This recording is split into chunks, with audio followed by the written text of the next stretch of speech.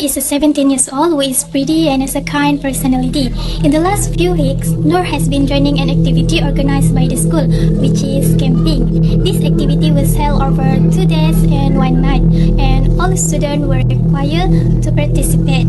So, the day before the activity was to be conducted, Noor asked permission from her mother and her father, but at first they refused to let her go.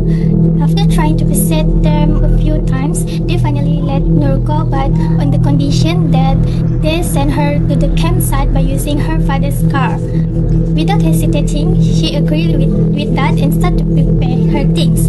Noor packed so many things like shoes, a bottle, a book.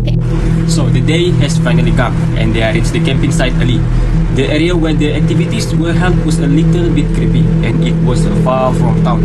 So one by one students arrived and the activity begins with an explanation of what they will do, which includes walk of 3 kilometers to the forest at night, swim in the river and play truth or dare in front of the campfire. So on that night, their first activity is to walk to the forest. At the same time, the forest is very dark. There were numerous rules that were explained to them. After that, they start to walk. Noor felt scared, but she became calm because they walked in a group of students. Throughout the walking session, they were very happy until they heard someone calling for her. "Help me, I'm here. Did you see me?" said a mystery woman. At the first time, they act like nothing happened and ignore it. But the leader of the group noticed that number of their members in the group is not enough. They were all panicked and looking around. Some were yelling, but received no response. Noor started to hear someone crying and started to think it was the member that was lost. She was strongly attached where the voice came from. Suddenly, her gaze focused on a girl who was crying. So without hesitating, she ran to the girl and she was shocked when the leader yelled at her to not go there. She realized she was in dangerous area and looked back at the girl, but she was gone. She began to cry and thinking her life might be in danger, but the rescue team has already arrived and brought their lost member with them. She breathed a sigh of relief. After a few minutes, they had already gone out of the forest safely. On that night, Noor's father came and brought her back home. The activity also terminated immediately. All students were returned to their residence. After returning home, no one wondered who the mystery girl was. Is she really a human or something else? Until today, no one could answer her. Second year of Oil and Gas Engineering. Hi and Assalamualaikum. My name is Mustalifah binti Abdul Salam. Hi, I'm Siti Nurjana binti Isnail. I'm from Aquaculture Program. Hello everyone. My name is Nur Ashanira binti Bosama and my matrix number is BK 22110009. So, let us share with you a short horror story. There's a woman called Sarah. That is not her real name. Sarah was excited to move into her new apartment, a sleek and modern building located in the heart of the city. She had just graduated college and was starting her first job, so this was a big milestone for her. But as soon as she moved in, strange things started to happen. Doors would open and close on their own, and she would hear footsteps in the middle of the night even though she lived alone. She tried to ignore it, chalking it up to her imagination or the creaky old building. Sarah woke up to find strange figures standing at the foot of her bed. It was a tall brown woman with stringy hair and yellow eyes. Sarah tried to scream, but her voice caught in her throat. The figure leaned in nearly to Sarah. It spread pretty hot on Sarah's face. "You should be here," it said whispered. Sarah bolted out of bed and ran to turn on the light, but when she looked back, the figure was gone. She tried to brush it off, but she couldn't shake the feeling that something was wrong. As the weeks went by, the strange occurrences became more frequent and more terrifying. Sarah would wake up to find her furniture moved around or her belongings strewn about the room. The figure appeared more and more often, its presence becoming a constant threat in her life. Finally, Sarah decided to do some research on the internet. She then found a website that literally indicates about the history of the land before her apartment was built. She read carefully and dug into the history of the building, and what she found chilled her to the bone. The building had been built on the site of an old asylum where a woman named Emily had been kept captive for a long time ago. Emily had died in the asylum and her spirit had never left. Sarah knew she had to leave the apartment, but it was too late. Emily's spirit had taken hold and Sarah was trapped in a never-ending cycle of fear and terror. The modern building had become a prison and Sarah was the only inmate. She regretted making a decision recklessly without doing some research before moving to the apartment. So that's all from us. Thank you.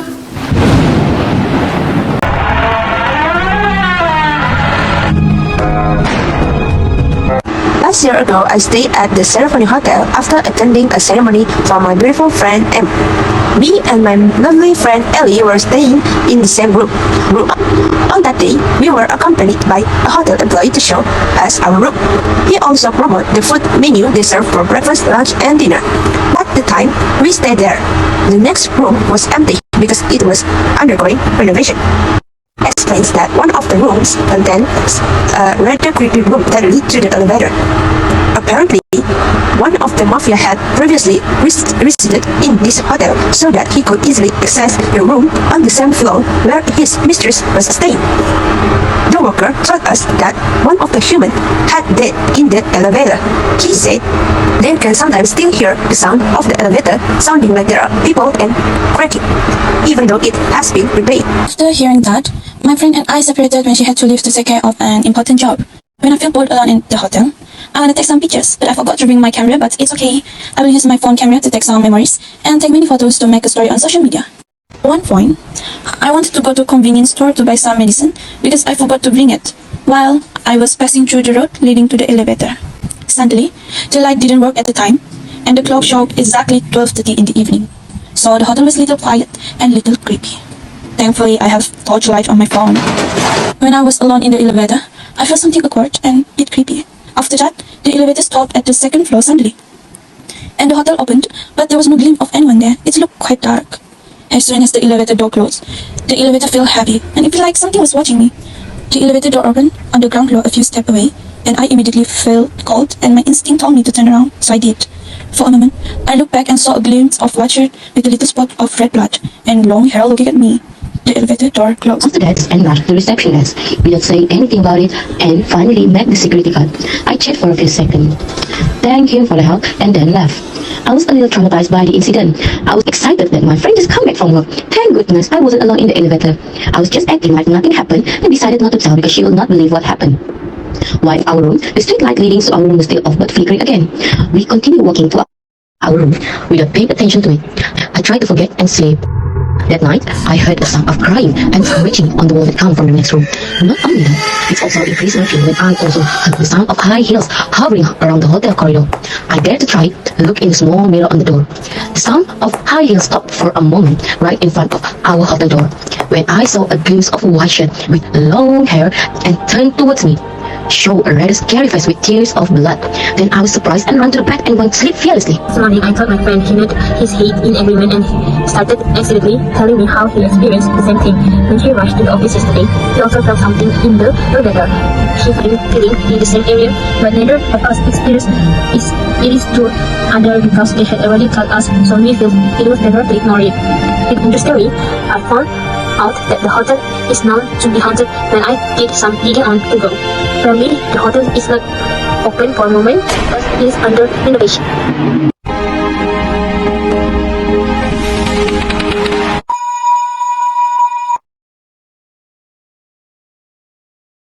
Assalamualaikum to everyone. My name is Magan Alikmal bin Magazamri and I'm from Group 4, and today I would like to share with you guys about a horror story that I told from my friend, and it based on true story. This has happened at one of most oldest universities. This has happened to someone who called Natasha. Natasha still remembers some incident that caused her trauma and almost get crazy because she was often being harassed by black institution, hearing some ghostly voice, and many other scary incidents that happened in the dorm where she lived. This time, she was alone because her roommate went home. At first night, she was fine, but the next night when she was making her slide presentation on the floor, she smelled like her roommate perfume, but she was ignored and continues her work. After that, she went to sleep. At 3:15 a.m., Natasha woke up because she felt like someone blowing in her ear. She tried to open her eyes, but she could only see deeply. After trying to see clearly, she was surprised to see a black figure with red eyes hovering over her body. She tried to scream for help, but her voice wouldn't come out. Finally, she was unconscious. And after that, Natasha experienced such a strange thing, such as hearing someone typing on her keyboard, sound of people taking a bath, and like a shadow sitting on her study chair. After a few days, when her roommate returned, Natasha told her friend about what had happened to her. And her roommate told that the dorm they lived was where a student committed suicide 7 years ago because of study pressure and having a family problem. After knowing that, Natasha became more and more convinced that the black body and the ringing noises that often disturb her maybe came from the students who commit suicide in that dorm. Then she met the principal of the dormitory and asked for transfer to another dorm. From there, during a semester break, Natasha will go on vacation and not to stay alone in the dorm anymore because she is worried the event that happened to her might be happen again. And this is just a story. And I hope you all enjoy listening to it. Assalamualaikum and goodbye. A man was lying in bed one evening when he noticed there were lots of sirens in the streets outside, and there was a helicopter flying around overhead, and the sounds of barking dogs and shouting people. He looked out his window and saw a great deal of police activity, so he went online to discover what was going on. Serial killer escape, said the headlines. As he read further, the man was discovered a crazy killer had broken loose and that he was believed to be in the man's neighborhood. But he wasn't too worried. As the night wore on, the noise wound down and the man went to bed. Suddenly, the man was startled awake. He thought he had heard a sound. He listened carefully and was just about to go back to sleep when he heard it again. This time, he was sure someone was trying to get in his front door. The man looked down the hallway, terrified, not knowing what to do. The only way out of his room without going into the hallway was through the window. He came out, called her. His mind was made up as he saw the door open its frame as someone threw the entire weight against it. Without another moment of hesitation, the man leaped out of his window and ran into his yard. He paused to look over his shoulder, just in time to see the light go on his bedroom and a team of police officers pile in. The man was amazed and relieved at the same time until he felt a hand clamp tight over his mouth and the cold steel of a serial killer's knife against his throat.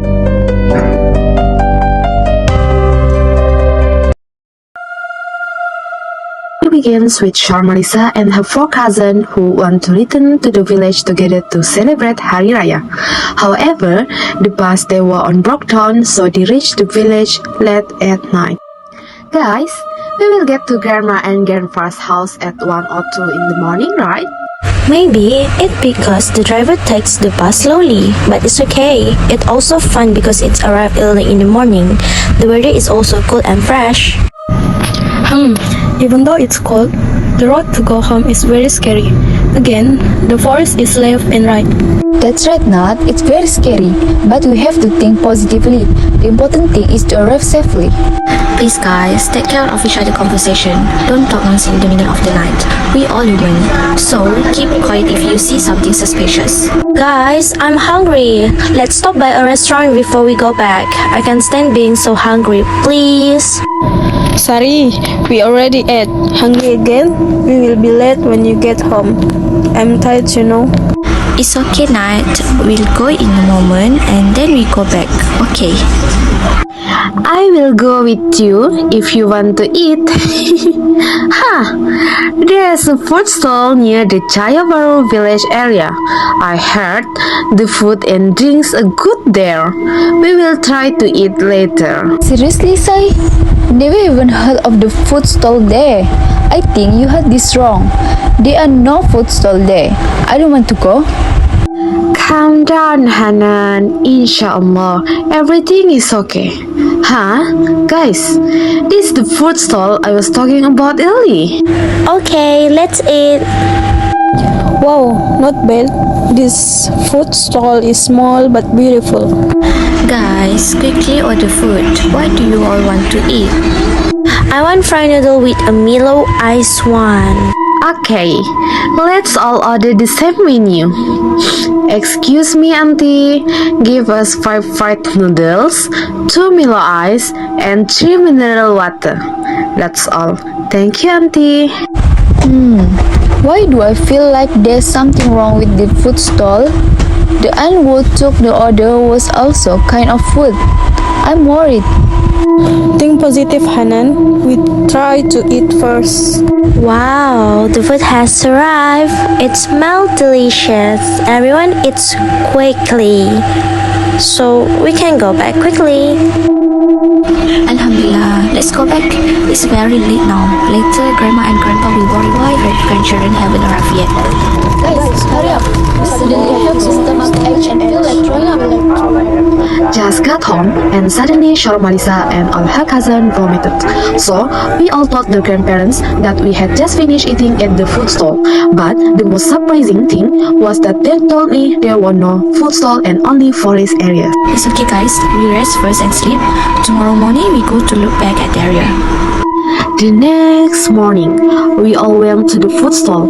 We were all very surprised and still couldn't believe that the food stall was not there. There was only a small hut that was very old. The plates we used were dry leaves containing caterpillars. Ew, so disgusting.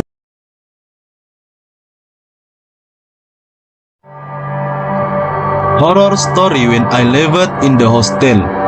The first story, after we do the Fardo Maghrib prayer, there were some women crying and then shouting. Most of them are difficulty to control because they fight.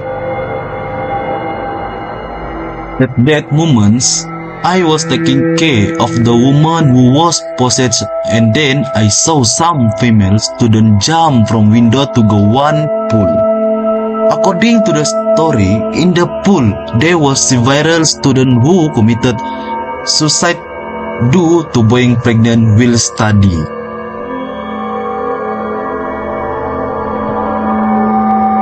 Besides that, I and some other students used to talk about scary stories in the middle of the night in the dormitory. In my own experience, I once wake up in the middle and then heard people running 7 paces along the length of the dormitory roof. After that, it was like falling in the dark area behind the dormitory. Next, I also always take a shower without a friend, causing a lot of strange noises to be heard around the back of the dormitory. However, when many students shower, the sounds is not heard. This situation, many students feel afraid when taking a shower alone.